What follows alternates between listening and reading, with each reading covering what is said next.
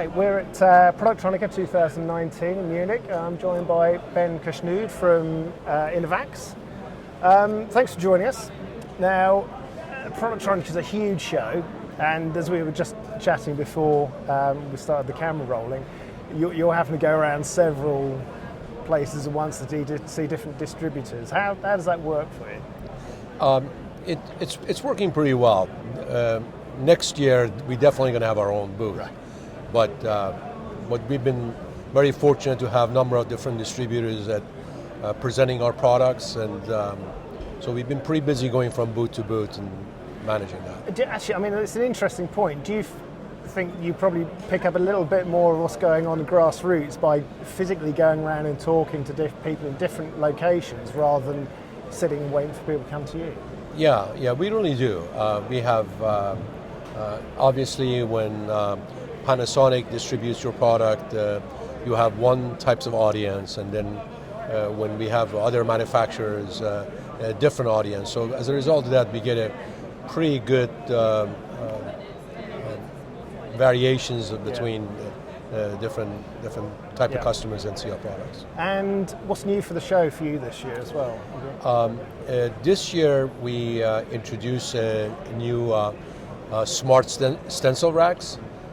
It's designed specifically for Quatraflex and Vector Guard type of stencils. Right.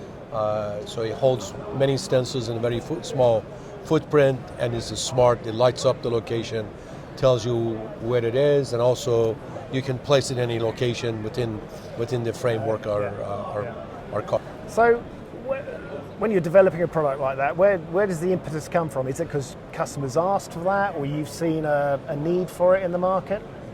So originally we started it because we were actually a customer of our own product. We saw that the market totally neglected the material side of the business. We're into material handling management systems, and for the past 50 years, all the equipment manufacturer did focus on the line. They make it faster, more accurate. But when it comes to the bloodline of the line material, they relied on software and barcode labels if they get really fancy. And of course, that didn't work because we have words like surprise shortages that is totally accepted in our industry.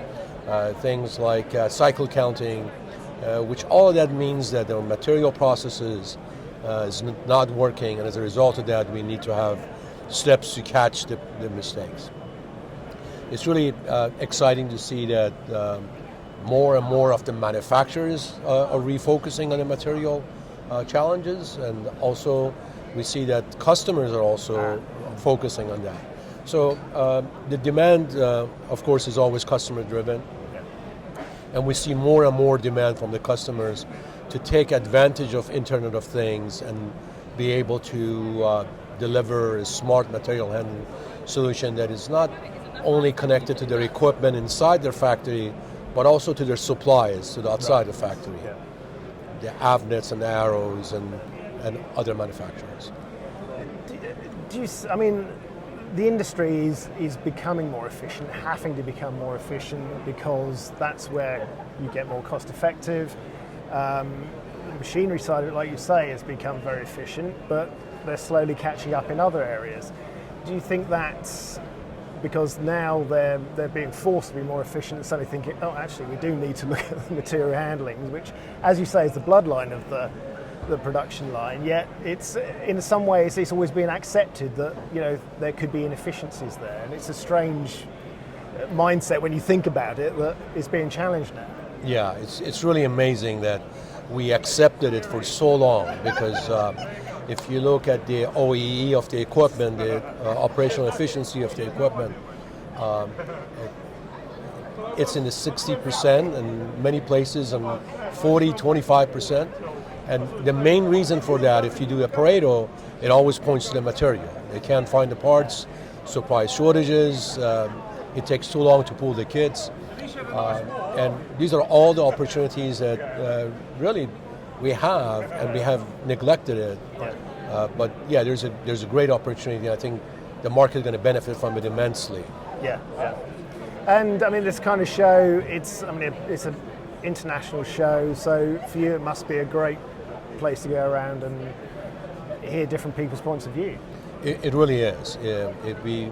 We get to see the customers that we normally don't see in US, and also competitors and suppliers, which is very rich, very interesting.